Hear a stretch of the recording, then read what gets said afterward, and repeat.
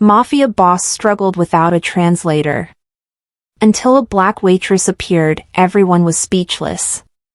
When you've grown up with nothing, Mr. Harrington, men with money stop being impressive. They just become men. The room fell silent. Miles Harrington, feared leader of the city's most powerful organization, stared at the soaking wet woman standing before him. Nobody spoke to him like that. Nobody. His security detail tensed, hands moving subtly toward concealed weapons. But instead of rage, something unexpected flickered across Miles' face: respect. $50 million rides on tomorrow's meeting, he said quietly. Tell me why I should trust a waitress who moonlights as a translator with my empire's future. Grace Taylor's dark eyes never wavered. Because I speak 7 languages fluently, including the specific Austrian dialect your investors use. And because I'm the only interpreter available who won't be intimidated by you. Miles leaned forward, his voice dangerously soft. And what happens when they realize I brought in nobody to a $50 million negotiation? Grace smiled, not submissive, not frightened, confident. They'll be too busy signing your contract to care.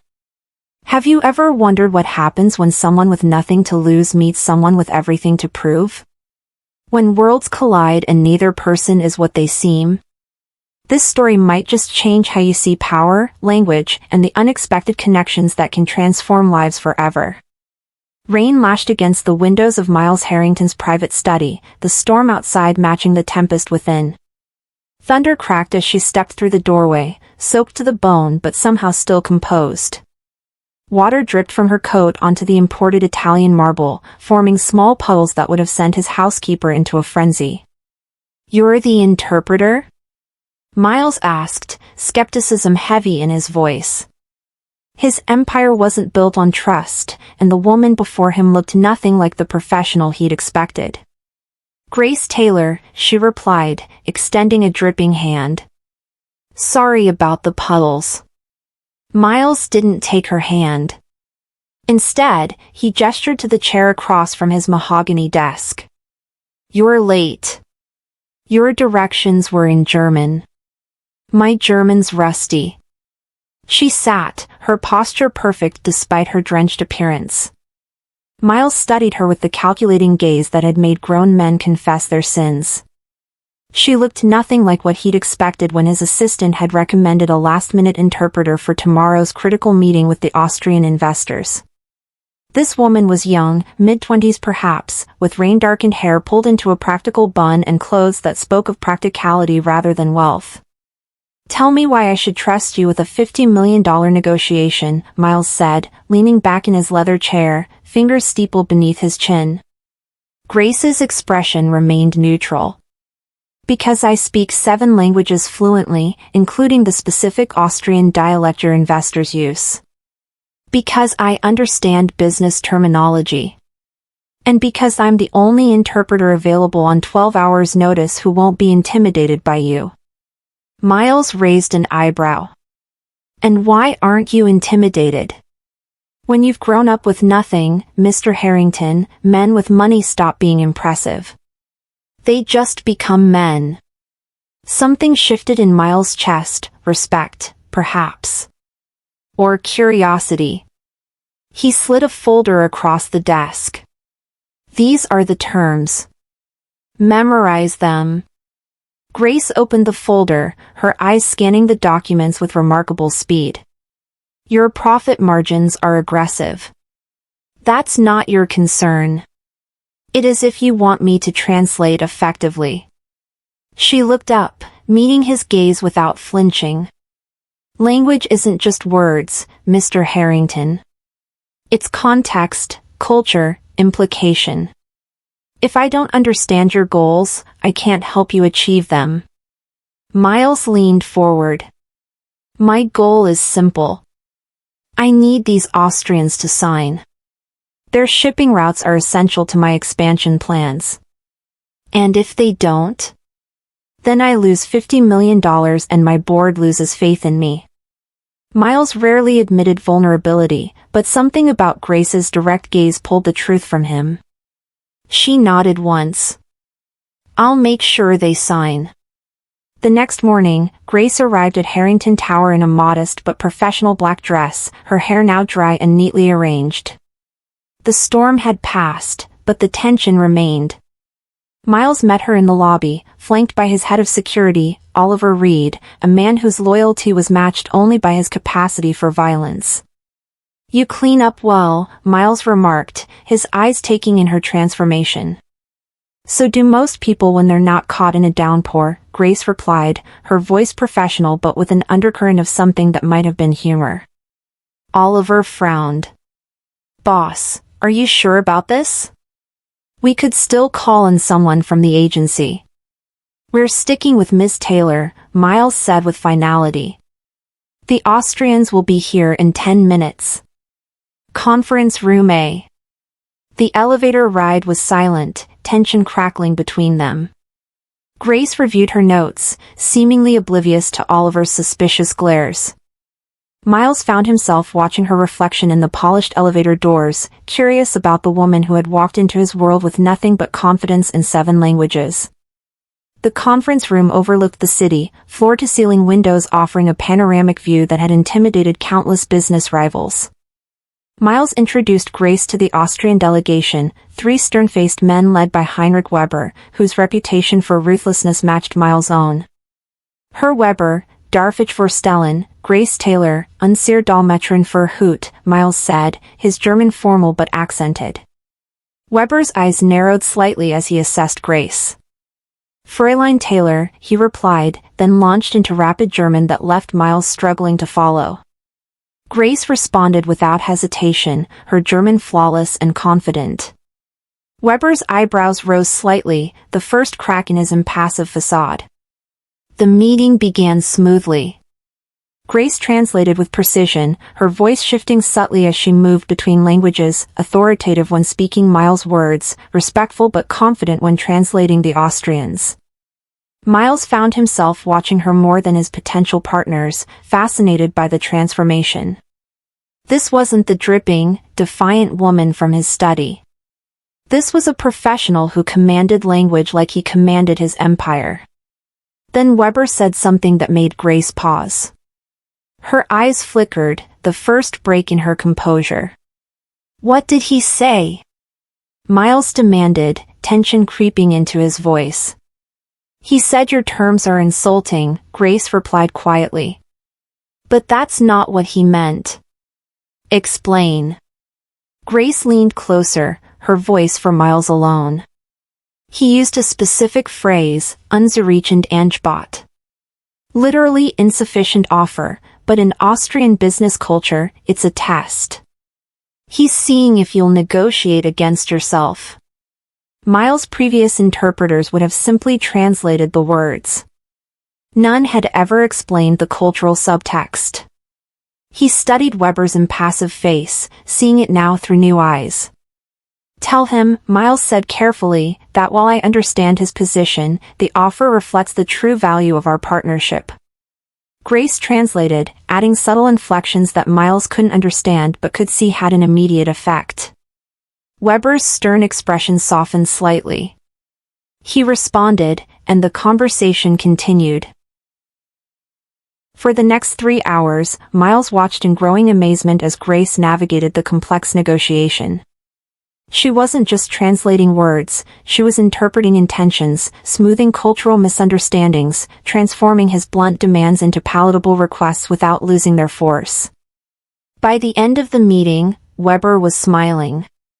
The contract was signed. $50 million secured. As the Austrians gathered their documents, Weber paused beside Grace. Ihr Übersetzung war ausgezeichnet, he said, then departed with his team. What did he say? Miles asked when they were alone.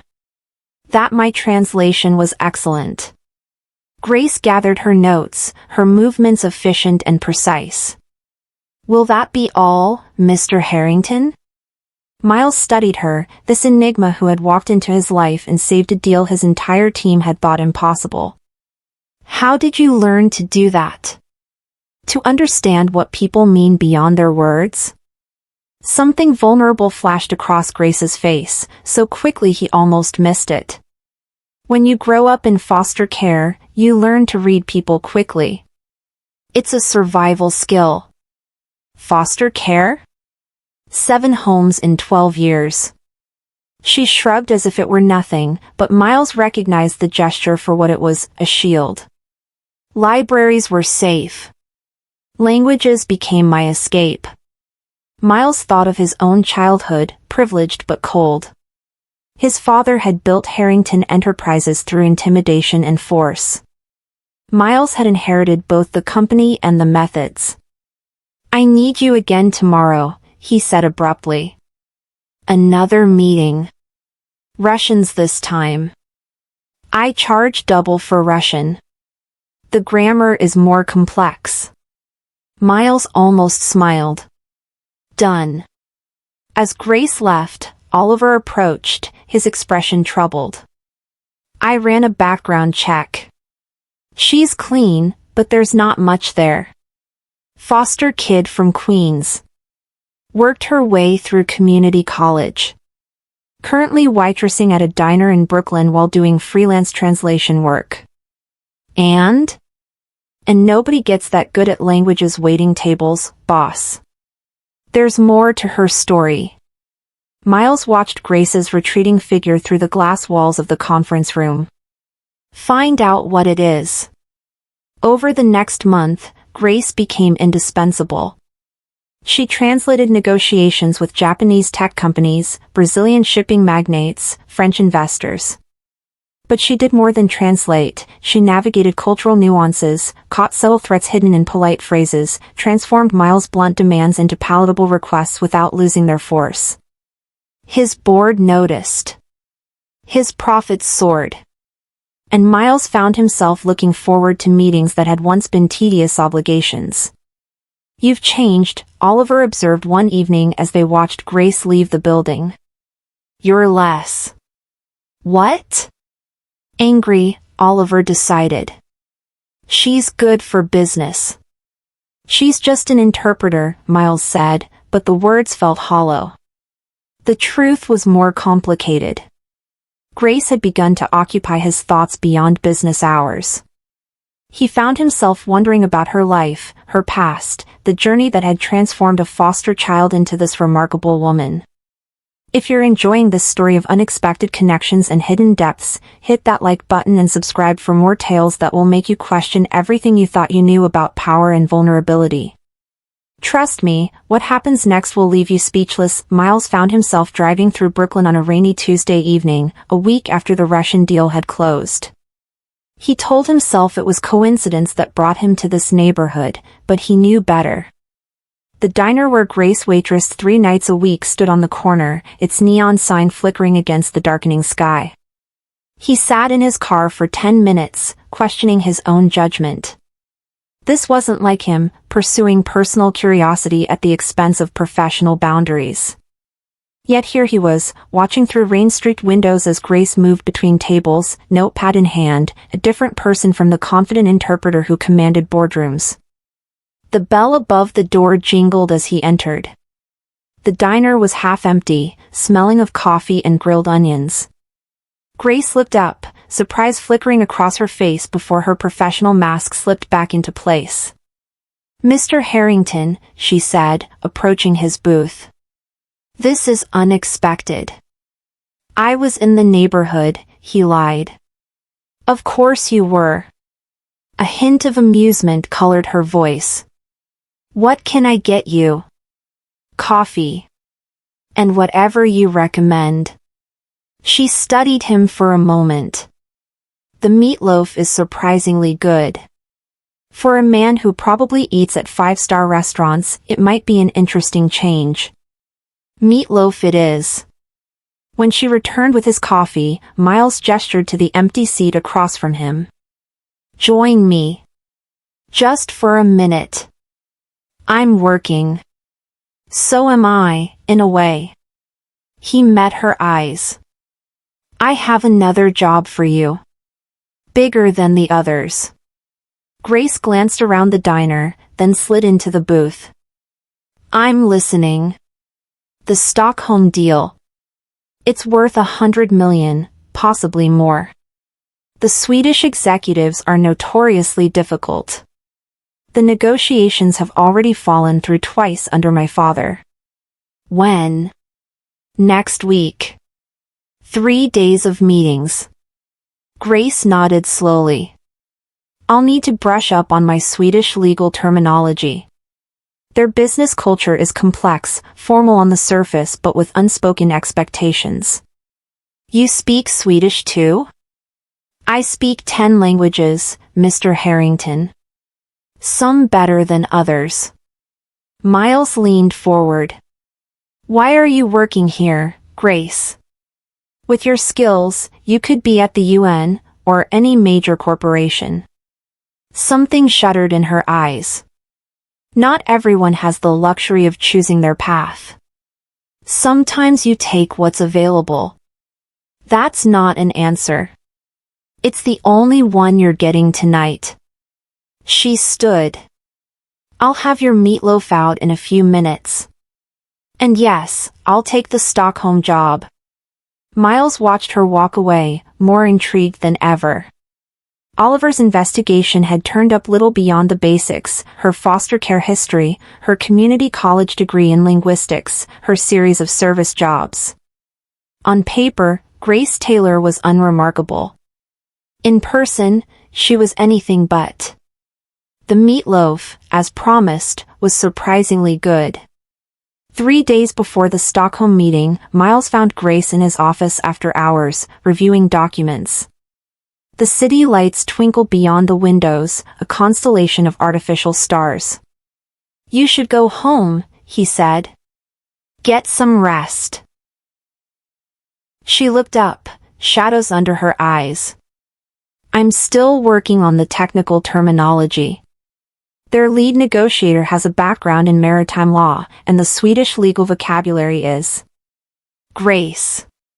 Miles rarely used her first name. It felt intimate somehow. You've done enough. Have I? She stood, suddenly fierce. Do you know what's at stake here?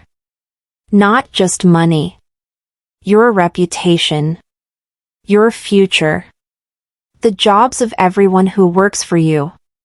Miles was startled by her intensity. Why do you care so much? Because she stopped, collecting herself. Because you gave me a chance when no one else would. Because you trusted me.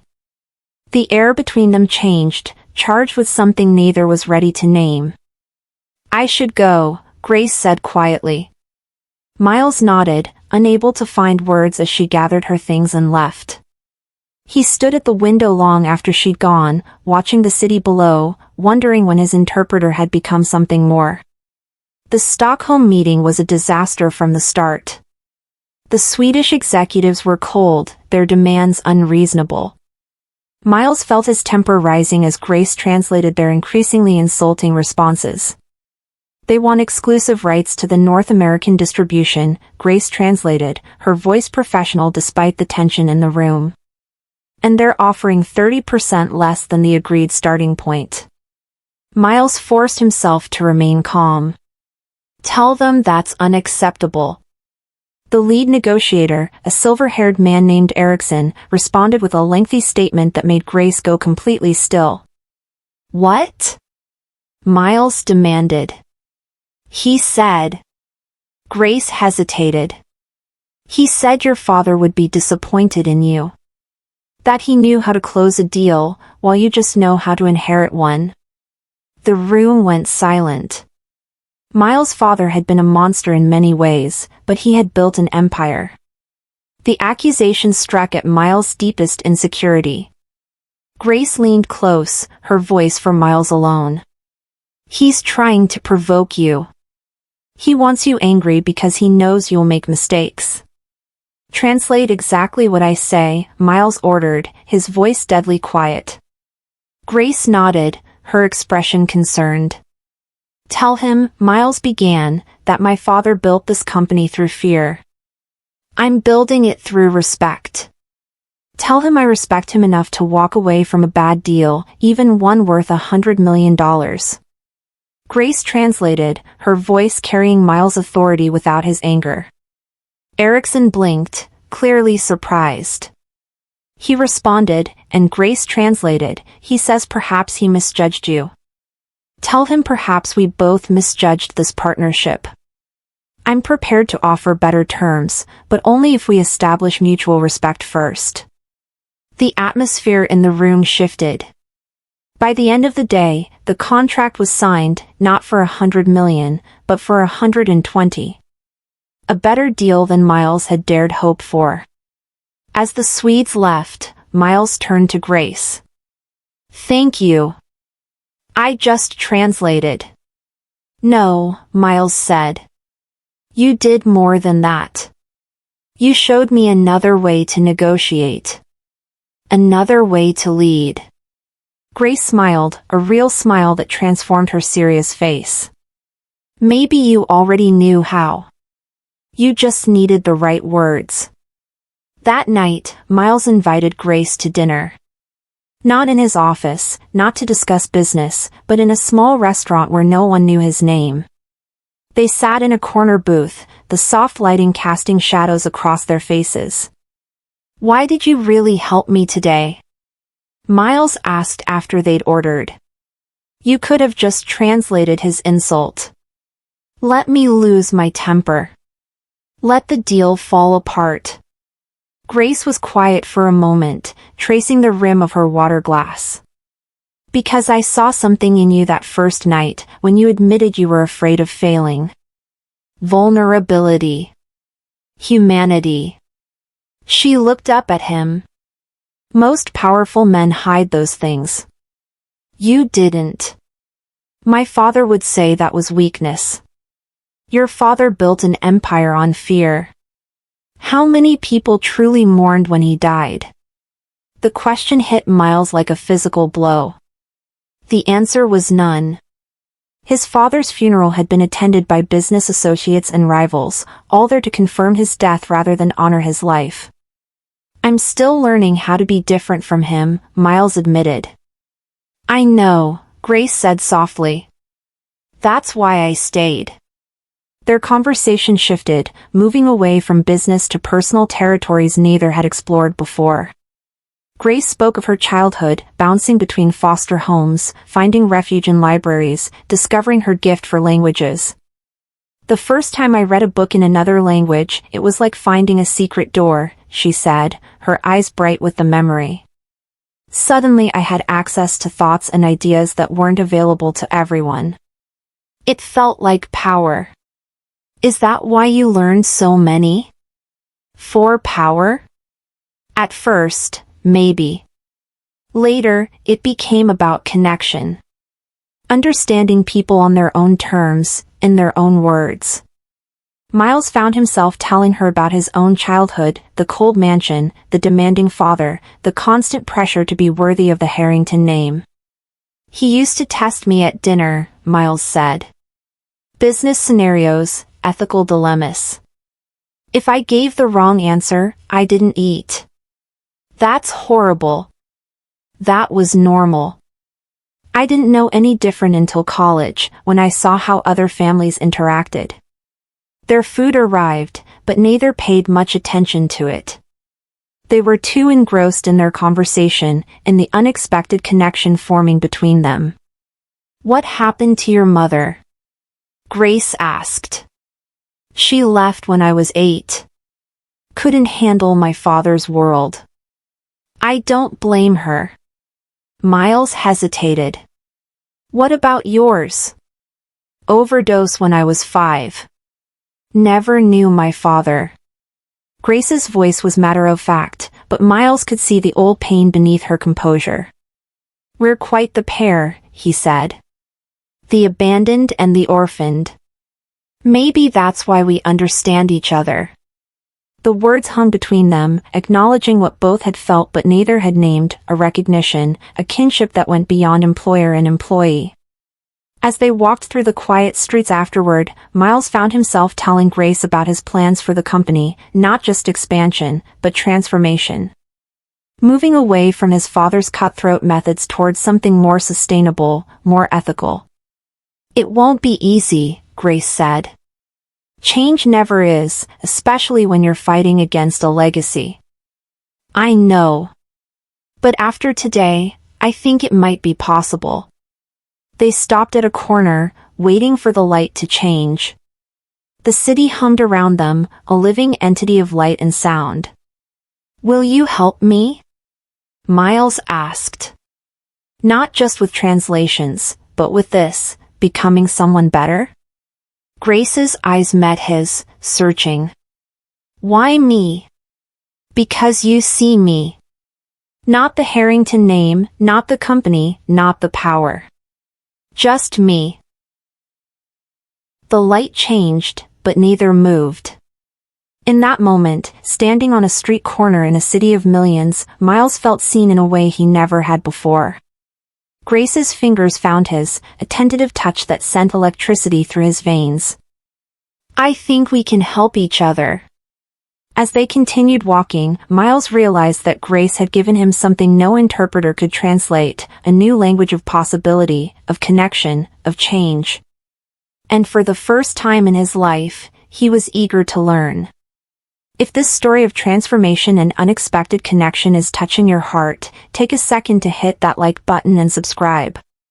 The journey of Miles and Grace is just beginning, and trust me, what comes next will show you that sometimes, the most powerful words are the ones that go unspoken.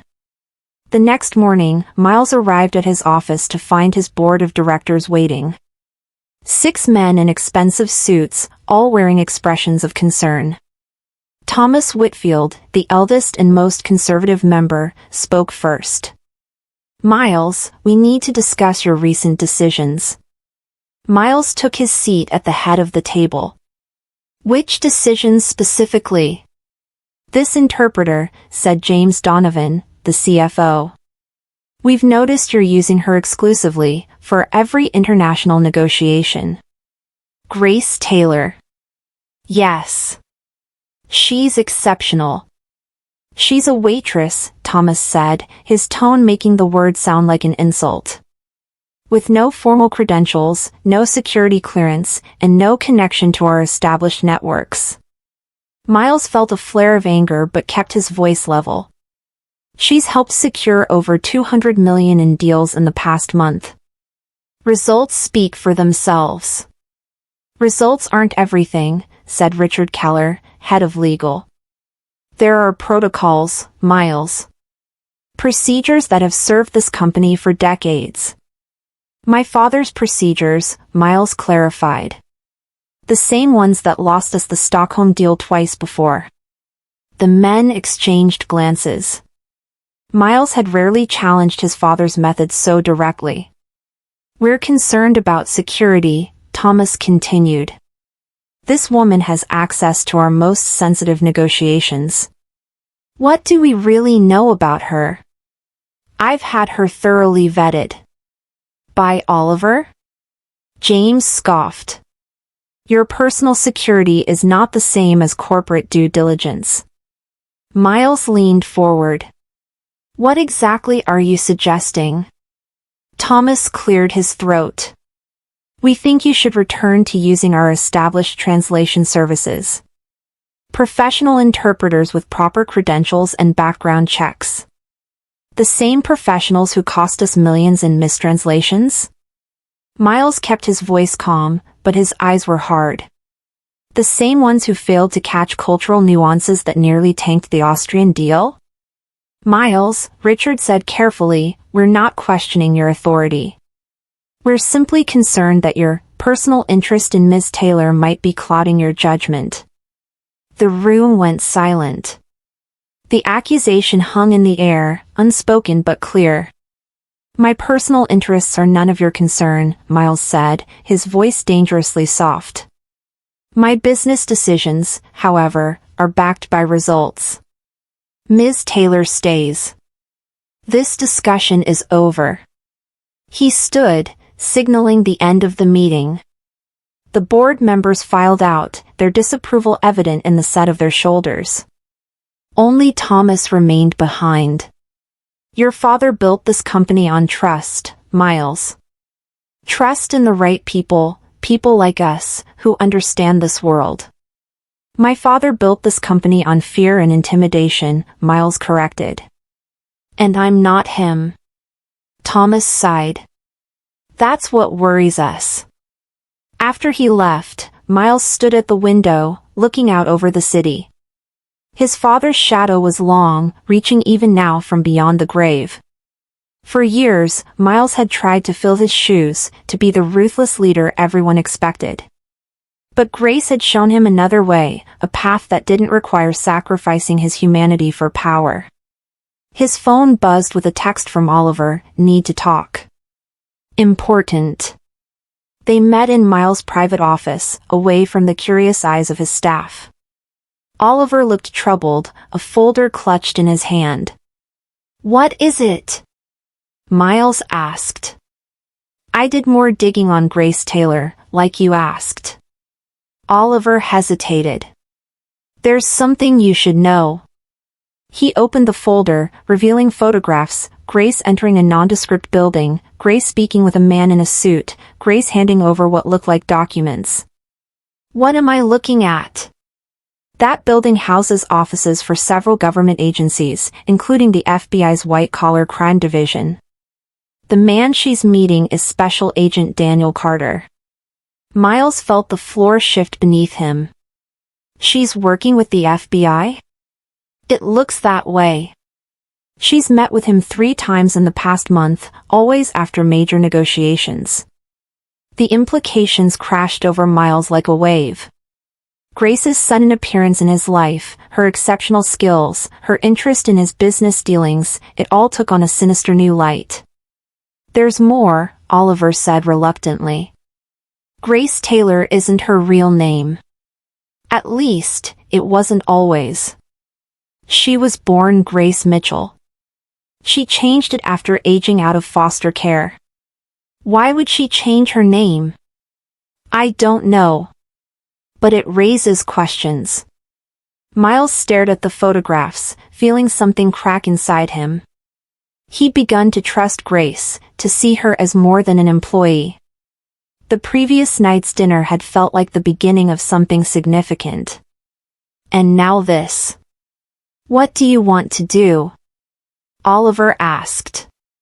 Miles closed the folder. Nothing, for now. Keep watching her. I want to know exactly what she's telling them. And the Stockholm contracts? She had access to everything. Let her continue as normal. If she's gathering evidence, I want to know what she's after. Oliver nodded, but his expression remained troubled. Be careful, Miles. If she's building a case. I know the risks. Miles' voice was hard. Just find out what she wants. After Oliver left, Miles sat alone in his office, the folder of photographs on his desk like a ticking bomb. He thought of Grace's smile the previous night, the way her hand had felt in his, the connection he thought they shared. Had it all been a lie? A calculated move to gain his trust? His father's voice echoed in his mind, trust no one, Miles. Everyone has a price or an agenda. For the first time in years, Miles wondered if his father might have been right. The next day, Grace arrived for their scheduled meeting about an upcoming Japanese negotiation. She looked different somehow, more relaxed, less guarded. Miles wondered if it was because of their dinner, or if it was all part of her act. Good morning, she said, setting her notebook on the conference table. I've been reviewing the Japanese proposal. There are several terms that need clarification before. Who is Daniel Carter? Miles interrupted. Grace froze, her expression shifting from confusion to wariness. I don't know who that is. Don't lie to me. Miles slid the photographs across the table. You've met with him 3 times. He's FBI. Grace stared at the photos, her face pale. You've been having me followed. Answer the question, Grace. Or should I call you Mitchell? Her eyes snapped up to his. You've been investigating me. Of course I have. Did you really think I'd let someone into my business, into my life, without knowing who they are? Miles' voice was cold. Now tell me the truth. Are you working with the FBI? Grace was silent for a long moment, her eyes never leaving his. When she finally spoke, her voice was steady. Yes. The single word hit Miles like a physical blow. Despite the evidence, part of him had hoped for another explanation. What are they after? Financial records? Evidence of fraud? What exactly have you been reporting back to your handler? It's not what you think, Grace said. Then explain it to me. Make me understand how last night wasn't a complete lie. Grace took a deep breath. Daniel Carter is my brother. Miles stared at her, caught off guard by the unexpected answer. Your brother? You told me you had no family. I said I never knew my father. I didn't mention my half-brother. Grace's eyes held his, unflinching. We have different fathers. He was adopted when we were separated in foster care. I found him again 5 years ago. And he just happens to be an FBI agent investigating white-collar crime? He's not investigating you, Miles. He's investigating Thomas Whitfield. The name of his senior board member hung in the air between them. Miles felt the ground shift beneath him again, certainties crumbling. Explain, he demanded. Grace glanced at the door, then lowered her voice. Thomas has been laundering money through your European subsidiaries for years. He's been using your father's old connections to move funds for several criminal organizations. That's absurd. Thomas has been with the company for 30 years. He was my father's closest advisor. Yes, and he used that position to establish a network that's been operating under your nose since you took over. Grace's voice was urgent now. The FBI has been building a case against him for months, but they needed someone on the inside who could access the international negotiations. So they sent you. Miles' voice was flat. No. Daniel approached me after I started working for you. It was coincidence at first, I really did come to translate for the Austrian meeting. But when he realized I had access to the documents they needed. You agreed to spy for them. I agreed to help stop a criminal who's using your company as a front. Grace leaned forward. Miles, I've seen the evidence. Thomas has been skimming millions from every international deal, using shell companies to hide the money. The mistranslations that cost you so much. Many of them were deliberate, orchestrated by Thomas to create confusion that would cover his tracks. Miles stood, pacing to the window. His mind raced, reassessing years of interactions, decisions, losses that had never made sense. Thomas had always pushed for certain translators, certain banks, certain terms in their international contracts. If what you're saying is true, he said slowly, why didn't the FBI come to me directly? Because they weren't sure if you were involved. Grace's voice was gentle. Your father's reputation, it cast a long shadow. They needed to be certain you weren't continuing his practices. Miles turned to face her. And what did you tell them about me? The truth. That you're trying to build something different. Something better. Her eyes met his. That you're not your father. The silence stretched between them, heavy with unspoken questions. Last night, Miles finally said. Was that part of your investigation too? No. Grace stood, moving toward him. Last night was just me and you. No FBI, no case, no agenda. Just two people connecting. Miles wanted to believe her. More than he'd wanted anything in a long time. But trust didn't come easily to him, his father had made sure of that. I need proof, he said. About Thomas. About all of it. Grace nodded. Daniel has been gathering evidence for months. Bank records, wire transfers, recordings of Thomas meeting with known criminals. I can arrange for you to see it, privately, off the record. Why off the record? Because once you see it officially, you'll have to act on it. Your company will be dragged into an investigation that could take years and cost you millions. This way, you have options. Miles studied her face, looking for signs of deception. He found none, only the same direct gaze that had first caught his attention in his study, the night of the storm. Arrange the meeting, he said finally. And Grace, if you're lying to me about any of this, there won't be a second chance. I know. Her voice was soft but certain. I'm not lying, Miles. Not about Thomas, and not about us.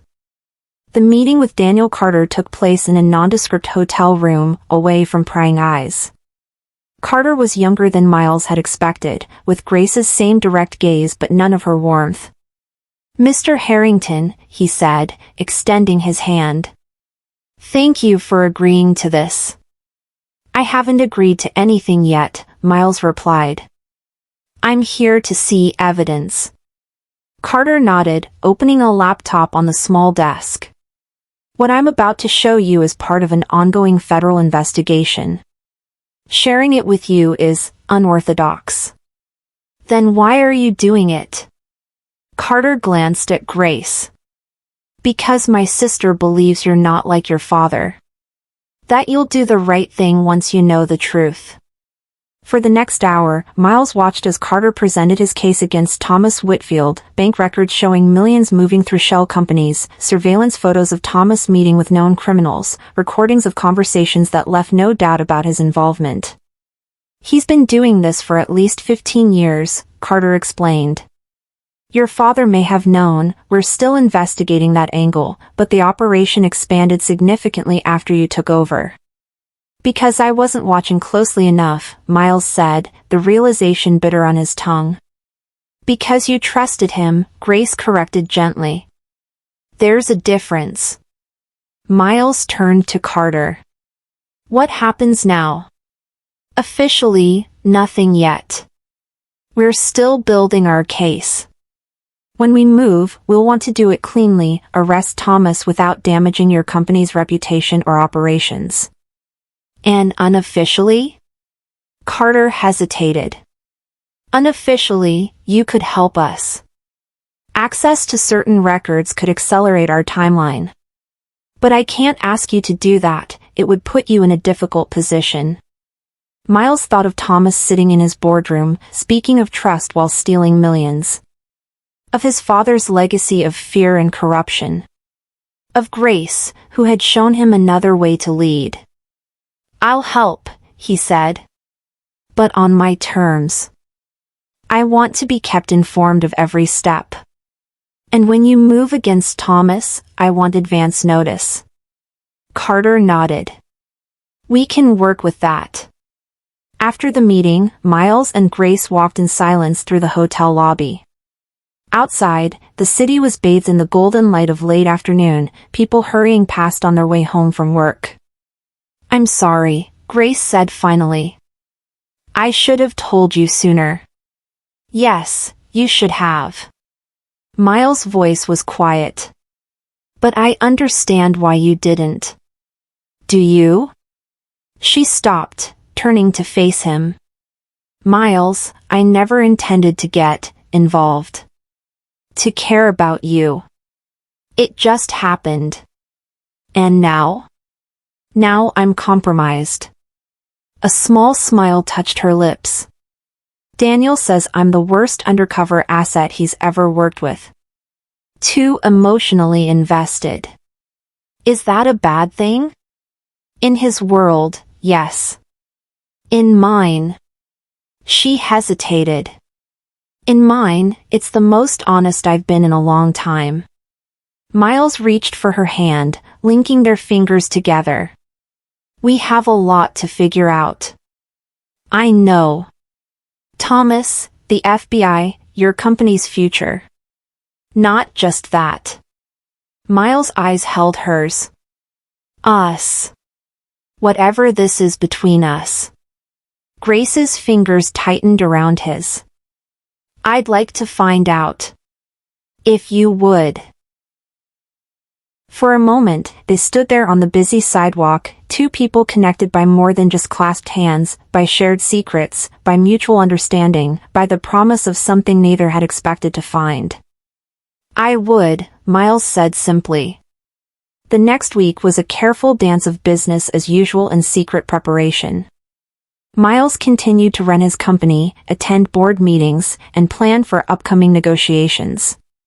But he also worked with Grace and Daniel, providing access to records that would strengthen the case against Thomas. Grace continued to translate for important meetings, her skills as impressive as ever. But now, when their eyes met across conference tables, there was a new understanding between them, a shared purpose that went beyond business. Oliver, brought into their confidence out of necessity, watched the developing relationship with cautious approval. She's good for you, he told Miles one evening as they watched Grace leave the building. Different from the others. There haven't been others in a long time, Miles reminded him. Exactly my point. Oliver's expression turned serious. Just be careful. When this thing with Thomas breaks open, it's going to get messy. I know. But for the first time, I feel like I'm doing something my father never would have done, the right thing, regardless of the cost. The FBI moved against Thomas on a Tuesday morning. Miles received the call from Daniel at 6 a.m., giving him time to prepare. By 9 a.m., federal agents were escorting Thomas from the Harrington Tower in handcuffs, while reporters gathered on the sidewalk below. The board convened an emergency session, shocked and demanding answers. Miles stood before them, calm in the face of their panic. Thomas has been arrested for money laundering, wire fraud, and racketeering, he announced. The FBI has evidence that he's been using our international operations to move money for criminal organizations for years. Did you know about this? James demanded. I discovered it recently and have been cooperating with the investigation, Miles replied. The company itself is not a target. Thomas acted alone. This will destroy us, Richard moaned. The stock will plummet. Clients will flee. Not if we get ahead of it. Miles laid out his plan, full cooperation with authorities, an internal audit to identify and close any vulnerabilities, a public commitment to ethical business practices. This is an opportunity, he told them. To clean house. To build something better than what my father left us. The board was skeptical, but Miles was resolute. By the end of the day, he had issued a public statement, met with key clients to reassure them, and begun the process of rebuilding his company's reputation. Grace found him in his office late that night, staring out at the city lights. You did well today, she said, closing the door behind her. Did I? The stock dropped 15%. 3 clients have put their contracts on hold. Half my board thinks I'm naive for cooperating with the FBI. And the other half? Miles turned to face her. The other half is starting to see what I've been trying to tell them, that there's a different way to do business. A better way. Grace moved to stand beside him at the window. Change takes time. Trust takes even longer. Speaking of trust, Miles said, Daniel offered you a job today. A real one, with the FBI. Grace looked surprised. How did you know that? He called to thank me for my cooperation. Mentioned he was trying to recruit you officially. I turned him down.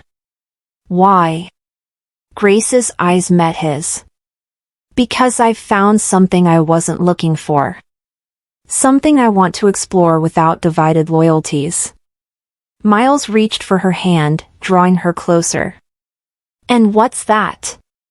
A chance to use my skills for something meaningful. A place where I belong.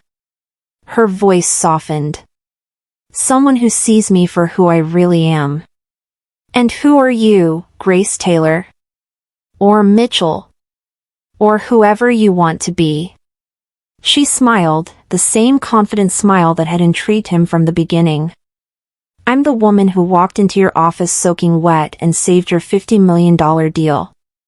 I'm the foster kid who found escape in languages and connection in words. I'm the person who showed you that your father's way isn't the only way. That's quite a resume, Miles said, his voice gentle with affection. I'm also the woman who's falling in love with you, Grace added quietly. If that matters. Miles drew her into his arms, the city lights twinkling behind them like stars. It's the only thing that does. In the months that followed, Harrington Enterprises underwent a transformation. With Thomas gone and his network dismantled, Miles rebuilt his company on principles of transparency and ethical practice. The stock recovered, then surpassed its previous high as clients responded to the new direction. Grace became his official director of international relations, her language skills and cultural understanding proving invaluable as the company expanded into new markets. But more importantly, she became his partner in every sense, challenging him when he needed it, supporting him when he faltered, loving him as he learned to be the man he wanted to be rather than the one his father had tried to create. 1 year after the rainy night when Grace had first walked into his study, Miles stood with her on the balcony of his penthouse, the city spread before them like a tapestry of light. I have something for you, he said, handing her a small box. Inside was a key. Grace looked up, questioning. It's to the library, Miles explained.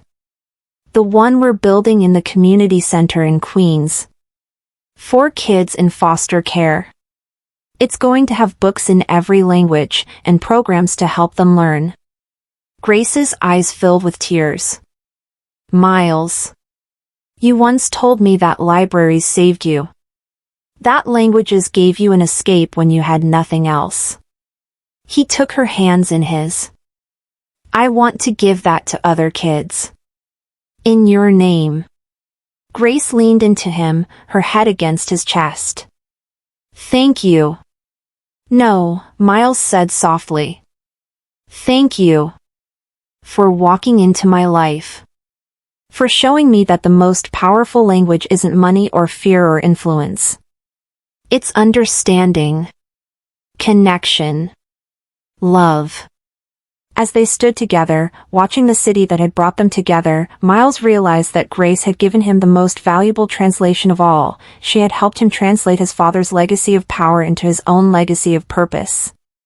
And that was worth more than any deal, any contract, any empire could ever be. If this story touched your heart, don't forget to like, comment, and subscribe for more tales that remind us that sometimes, the most unexpected connections can transform our lives in ways we never imagined.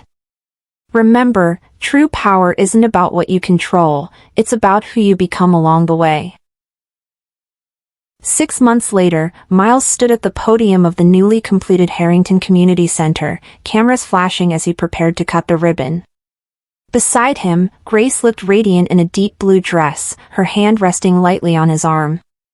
Today marks not just the opening of a building, Miles addressed the crowd, but the beginning of a new chapter for this community. This center will provide educational resources, language programs, and safe spaces for children who need them most. The audience, a mix of community members, business associates, and media, applauded politely. In the front row, Daniel Carter sat beside Oliver, an unlikely friendship having formed between the FBI agent and the security chief. None of this would have been possible without the vision and heart of our Director of International Relations, Grace Taylor. Miles turned to Grace, his eyes softening. Her personal journey from foster care to fluency in 10 languages inspired this center's mission to give every child the tools to build their own future, regardless of where they start. Grace stepped forward, visibly moved. When I was growing up, libraries were my sanctuary. Books were my escape route. Languages became my superpower. Her voice carried across the hushed crowd. Every child deserves that chance to find their own sanctuary, their own escape, their own superpower.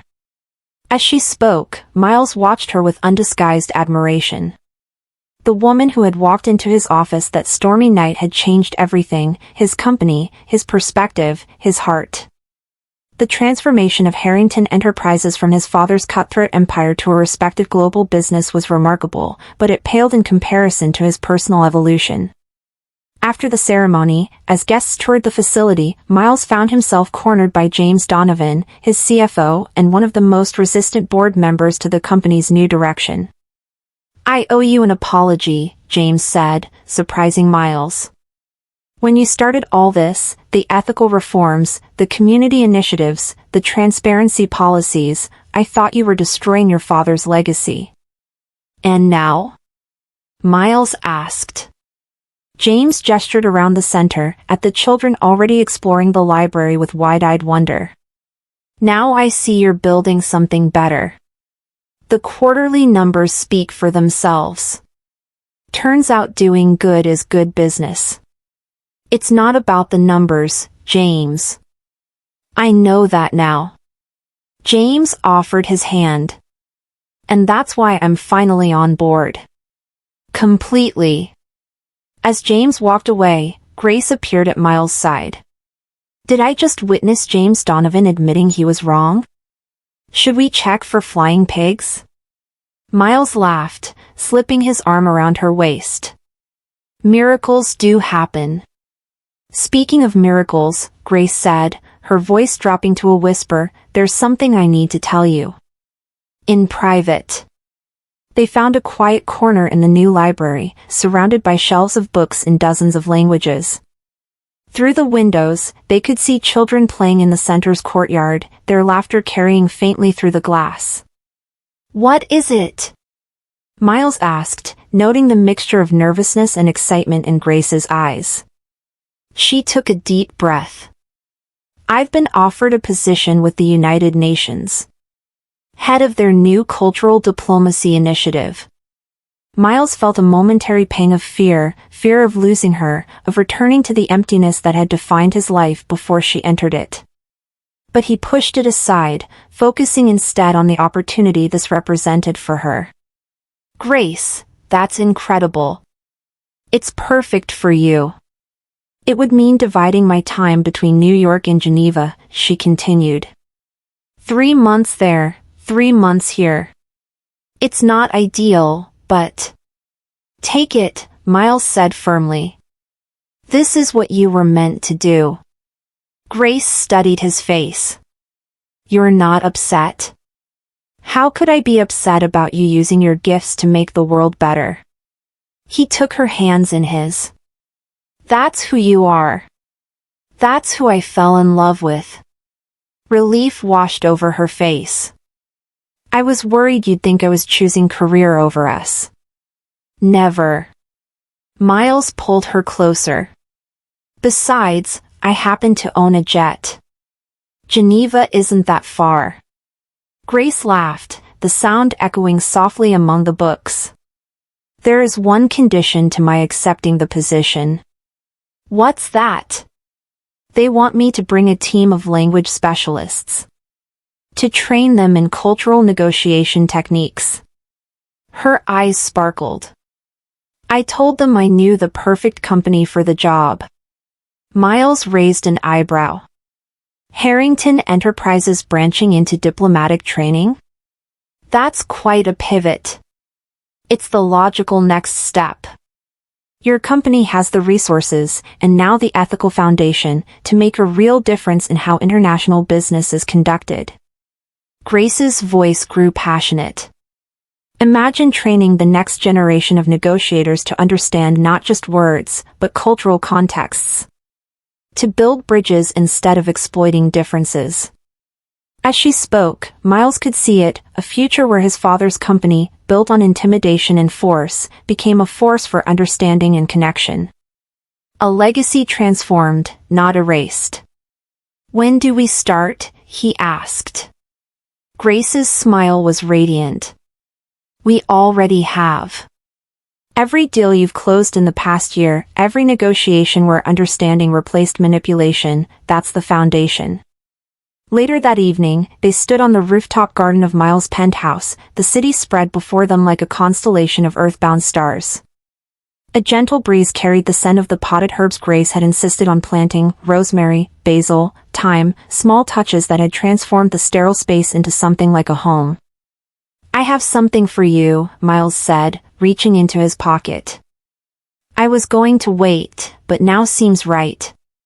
He handed her a small velvet box.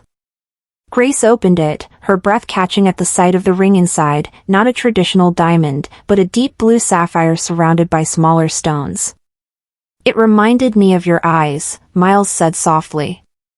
"The first time you really looked at me, not as a client or a powerful man, but as a person." Grace touched the ring with trembling fingers. "Miles, I'm not asking you to choose between your dreams and me," he continued. "I'm asking if I can be part of those dreams. If we can build something together, something neither of us could create alone." Grace looked up at him, tears shimmering in her eyes. "Are you proposing?" "In every language I know," Miles smiled. "Which is admittedly just English and terrible German. But I'm learning." Grace laughed through her tears.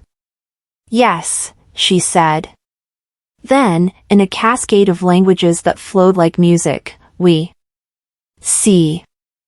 Ja. Hi. Duh." As Miles slipped the ring onto her finger, he marveled at how far they had come from that rainy night, the suspicious businessman and the defiant translator, both guarded, both hiding parts of themselves. "You know," Grace said, admiring the way the sapphire caught the city lights, "in most of the languages I speak, there's a distinction between translating and interpreting. Translating is about words. Interpreting is about meaning." "And which have you been doing with me?" Miles asked, drawing her close. "Both. And neither." She looked up at him, her eyes reflecting the same deep blue as the sapphire. "What we've been doing is something else entirely. Creating a new language, just for us." Miles thought about that, about how they had learned to read each other, to understand the silences between words, to communicate in ways that went beyond language. "I like that," he said. "Our own language. With its own vocabulary," Grace added. "Trust. Respect. Partnership. Love," Miles finished, bending to kiss her. Above them, the stars emerged one by one, witnesses to a connection that had begun with a simple translation and evolved into something no dictionary could define, a shared language of the heart, spoken fluently by two people who had found in each other exactly what they hadn't known they were seeking. 3 years later, Miles stood in the doorway of their Geneva apartment, watching as Grace read to their daughter. At 18 months, Sophia was already showing signs of her mother's gift for languages, babbling in a mixture of English, French, and the Swedish she heard from her nanny. And the little prince said to the fox, "What does tamed mean?" Grace read, her voice soft in the evening light. Miles smiled, remembering the first time he'd heard Grace speak French, in a negotiation with Parisian investors, her voice transforming the harsh business terms into something almost musical. Now she used that same gift to introduce their daughter to the world of words, of stories, of connections across cultures. The UN position had evolved into something more significant than either of them had anticipated. Grace now led an international team dedicated to improving diplomatic communications, her methods studied in universities and adopted by governments worldwide. Miles had restructured Harrington Enterprises to support this work, creating a foundation that funded language programs in underserved communities across the globe. His father's empire of fear had become a force for understanding. The transformation hadn't been easy, there had been resistance, setbacks, moments when the old ways seemed simpler. But with Grace beside him, Miles had found the courage to persist, to build something that honored not his father's legacy, but the future his daughter would inherit.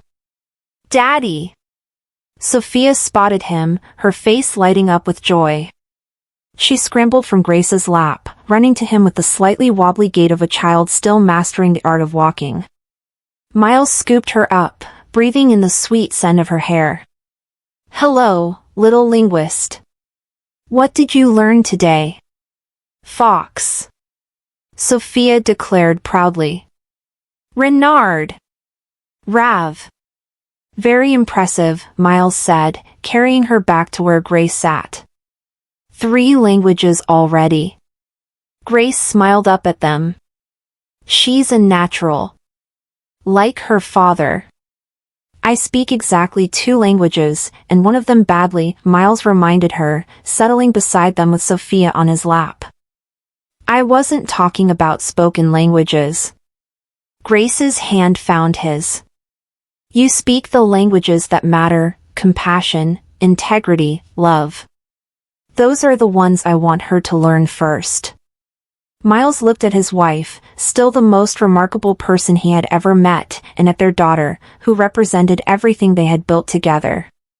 From that first rainy night to this quiet evening, their journey had been one of translation in the deepest sense, transforming fear into trust, isolation into connection, power into purpose. "Read more, Mama," Sophia demanded, pointing at the book.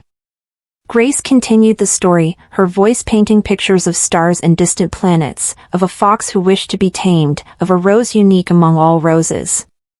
As Miles listened, he thought about the power of words, how they could build empires or bridge divides, how they could wound or heal, separate or connect.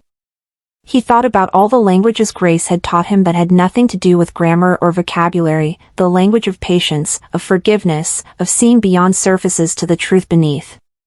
And he realized that the most important translation of all had been the one Grace had performed not on business documents or international contracts, but on his heart, interpreting it from a language of isolation into one of belonging. "I love you," he whispered, the simplest phrase in any language, yet somehow containing everything that mattered. Grace's eyes met his over their daughter's head, speaking volumes without a single word. In that silent exchange was the essence of what they had created together, a connection that transcended language, that needed no translation, that was understood perfectly just as it was. And in that moment, Miles knew with absolute certainty that this family, this love, this shared purpose, was the most valuable deal he would ever make, the most important contract he would ever sign, the most powerful empire he would ever build. Not in his father's language of fear and control, but in the new language he and Grace had created together, one of understanding, of compassion, of love that needed no interpreter to be perfectly, completely understood. If this story touched your heart, take a moment to like and subscribe.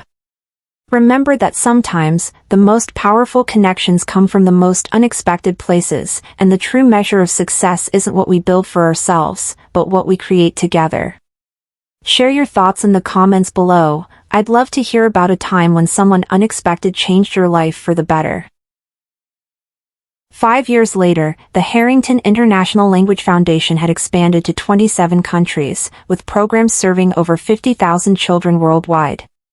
What had begun as a single community center in Queens had grown into a global initiative, transforming lives through the power of language and communication. Miles stood at the window of his New York office, watching a spring storm roll in over the city. The dark clouds reminded him of that first night, Grace arriving soaked and defiant, changing the course of his life with a few well-chosen words. A knock at the door interrupted his thoughts. Oliver entered, his once dark hair now streaked with silver, his loyalty unchanged by the passing years. "The board is assembled," he announced. "And Grace's flight just landed. She'll be here in 30 minutes. Miles nodded, straightening his tie. "And Sophia?" "With your mother-in-law. Daniel picked them up an hour ago." The mention of his brother-in-law brought a smile to Miles' face. Daniel Carter had become an unexpected ally over the years, his initial suspicion of Miles evolving into a grudging respect and eventually a genuine friendship. He had left the FBI 3 years ago to head security for the Harrington Foundation, claiming he could do more good protecting children's futures than chasing white-collar criminals. "Any word from our friends in Tokyo?" Miles asked, gathering the documents for the board meeting. "The Nakamura Group signed this morning. They're committing $20 million to the Asia expansion." Oliver handed him a tablet with the confirmation. Grace's work with their CEO last month paid off. Miles wasn't surprised. Grace's ability to bridge cultural divides had only grown stronger with time. Her work with the UN had expanded to include conflict resolution in some of the world's most troubled regions, where her gift for understanding the nuances behind words had proven invaluable. "She'll be pleased," Miles said. She worked hard for that partnership. The boardroom fell silent as Miles entered. The faces around the table were different now, younger, more diverse, aligned with his vision for the company's future. Of the original board that had served under his father, only James Donovan remained, now a staunch supporter of the Harrington transformation. "Ladies and gentlemen," Miles began, "thank you for coming.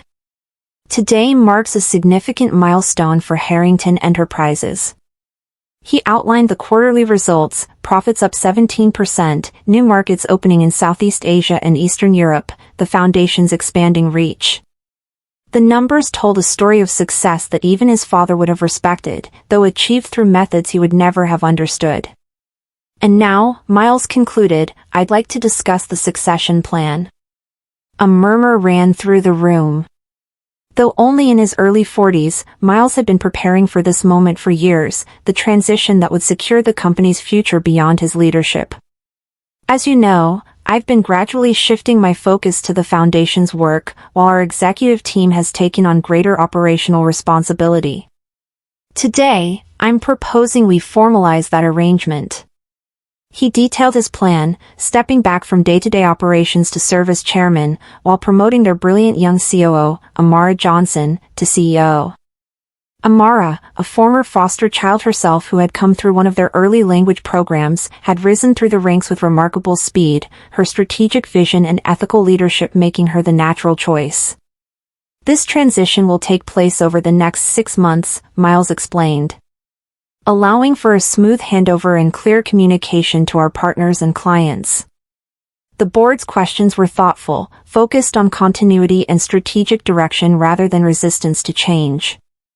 Miles felt a surge of pride in what they had built, not just a profitable company, but an organization with purpose, with values that would outlast any individual leader. As the meeting concluded, James approached him. "Your father would never have done this," he said quietly, stepping aside at the height of his power. "No, he wouldn't have," Miles agreed. "That's precisely why I am." "It's the right decision," James said. "For the company, for the foundation, for you." He glanced toward the door. "And for your family." Miles turned to see Grace standing in the doorway, elegant in a simple blue dress, her smile warming as their eyes met. Despite years of marriage, the sight of her still quickened his pulse. "How long have you been there?" he asked as the board members filed out, each greeting Grace with genuine affection. "Long enough to hear you changing the future," she replied, stepping into his embrace. "Amara will be brilliant." "She learned from the best," Miles said, knowing Grace had mentored the young executive personally, recognizing in her the same determination that had carried Grace from foster care to international influence. They walked together to Miles' office, catching up on the week they'd spent apart, Grace in Geneva for UN meetings, Miles in New York overseeing the transition planning. "How was Sophia while I was gone?" Grace asked, settling onto the office sofa. "Missing you. But thriving." Miles smiled, thinking of their now 8-year-old daughter. "She's teaching her class how to count in Mandarin." Her teacher called, equally impressed and overwhelmed. Grace laughed. "That sounds like our girl. always pushing boundaries. Like her mother. And her father. Grace's expression grew more serious. Are you really ready for this change? Stepping back from the company you rebuilt? Miles considered the question, looking out at the city where his father had built an empire through fear and where he had transformed it through understanding. I am, he said finally. The company is strong. Amara is ready. And there's so much more we can do with the foundation. He turned back to Grace. Besides, I've learned the most important lesson in business. Which is knowing when to let go. Miles sat beside her, taking her hand. My father never understood that. He held on until death forced him to release his grip. I don't want that legacy. Grace squeezed his hand. Speaking of legacies, I have news from Geneva. She told him about the UN's new initiative, a global conflict resolution program that would train mediators in the techniques she had pioneered, creating a network of skilled communicators who could intervene in tensions before they escalated to violence. They want us to develop the curriculum, she explained, her eyes bright with excitement. To create something that combines language skills with cultural understanding, emotional intelligence, and practical negotiation techniques. Us? Miles questioned. You and me. The foundation. Our team. Grace leaned forward. Miles, this is everything we've been working toward, using communication to prevent conflict, to build understanding instead of walls. As she spoke, Miles felt the familiar surge of admiration that had never diminished. Grace's vision had always extended beyond business success, beyond personal achievement, to the fundamental question of how language could connect rather than divide. When do we start? He asked, echoing the words he had spoken years ago on the rooftop garden. Grace's smile was radiant. We already have. That evening, they hosted a small dinner at their home, a celebration of the board's approval of the succession plan and Grace's new UN initiative. Daniel and his wife were there, along with Oliver, Amara, and a few close friends who had supported their journey. Sophia, allowed to stay up late for the special occasion, moved confidently among the adults, switching effortlessly between languages as she spoke with the international guests. Miles watched her with a mixture of pride and wonder, this remarkable child who embodied the best of both her parents, yet was entirely her own person. She's going to change the world, Daniel said, following Miles' gaze. More than either of you already have. That's the plan, Miles replied. To give her the tools, then get out of her way. After dinner, as their guests enjoyed coffee in the living room, Miles found Grace on the terrace, looking out at the city lights. He wrapped his arms around her from behind, feeling her lean into his embrace. Happy? He asked softly. Completely. She turned in his arms to face him. Are you? Really? About stepping back from the company? Miles considered the question seriously. I am. It's time for new leadership, new ideas.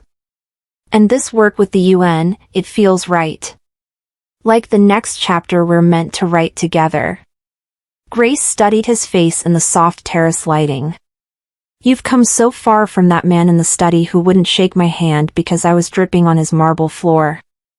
I was an idiot, Miles admitted. You were your father's son, Grace corrected gently. Now you're your own man. Sophia's father. My husband. A builder of bridges instead of walls. Miles thought about the journey, from his father's ruthless empire to the organization they had created together. From isolation to connection. From power based on fear to influence based on respect. None of it would have happened without you, he said.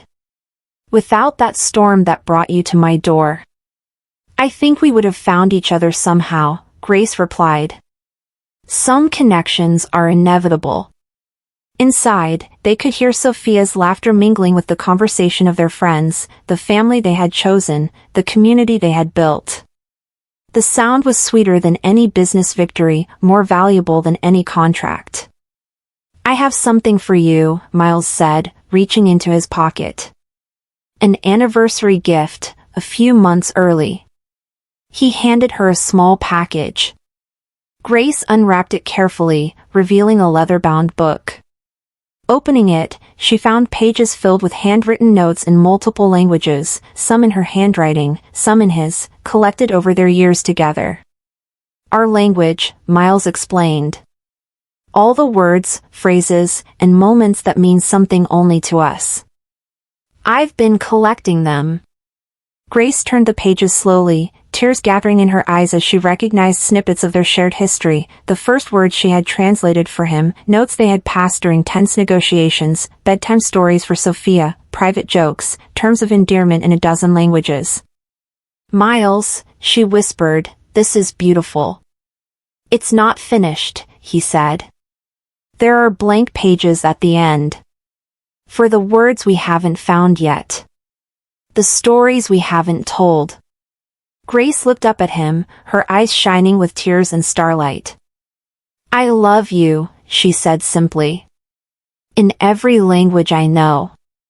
In every language I don't." Miles drew her close, thinking of all the translations that had brought them to this moment, business terms into cultural understanding, fear into trust, strangers into family.